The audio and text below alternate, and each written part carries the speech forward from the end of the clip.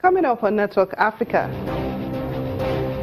4 suicide bombers detonate their explosives in Maiduguri, Borno State, killing 2 people.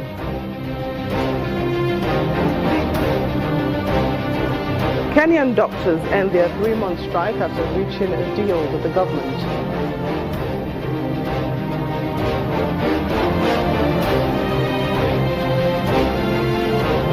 And African football goes to the polls on Thursday to choose a new CAF president.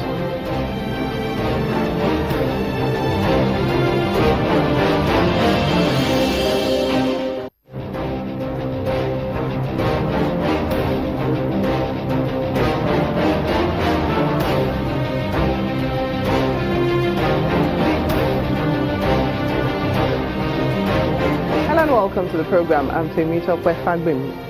We begin today's program here in Nigeria, where 4 suicide bombers and 2 others have been killed after explosives were detonated at Uzmanti along Muna Garage Road in Maiduguri, Borno State. The spokesperson of the National Emergency Management Agency, Mr. Sani Dati, who confirmed the incident, says the explosion, which involves 4 female suicide bombers, occurred at about 1:15 a.m. this morning. The BBC and the Reuters news agency are reporting that the girls knocked on the door of a house in a residential area and then detonated their devices. Targeting individual homes is now reported to be a new tactic of the group. Meanwhile, 16 people who were injured in the blast have been taken to the State Specialist Hospital and the University Teaching Hospital in Maiduguri for treatment. Muna Garage has been a target of terrorist attacks in the last few months.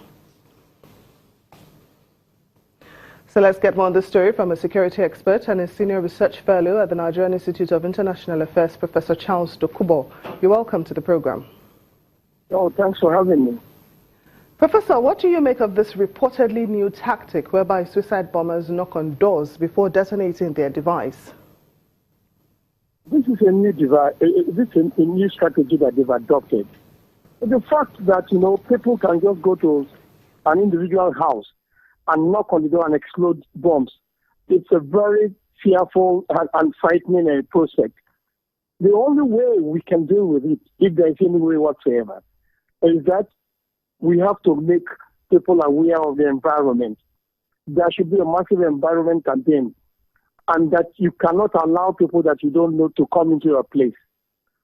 Also, we must keep in mind that this can happen at a very poor place, an area that is very poor. So even private securitization does not even work. You don't have a fenced house. People just move around, knock doors, and explode themselves.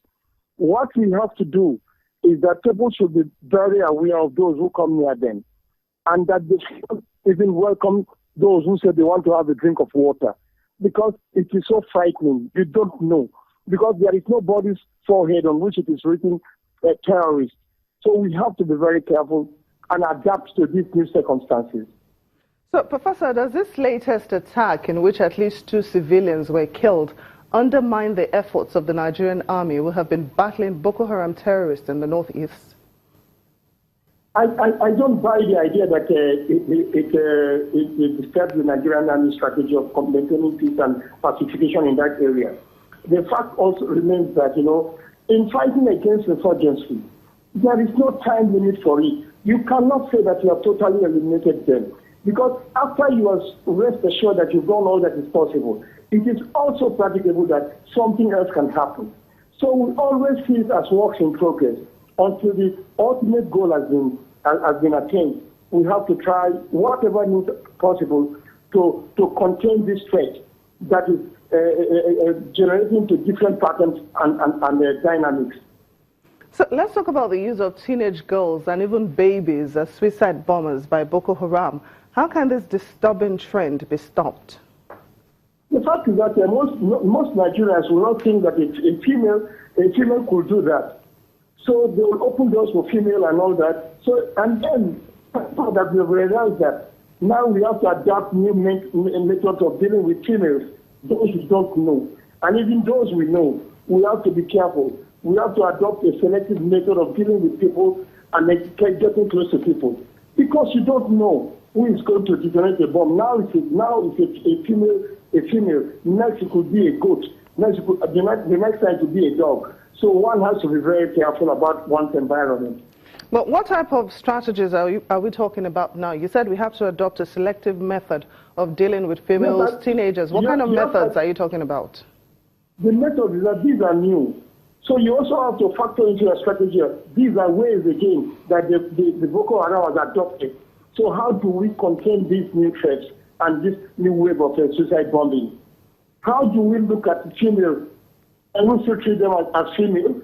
Or should we be more careful of them? Or even foreigners, people that we don't know?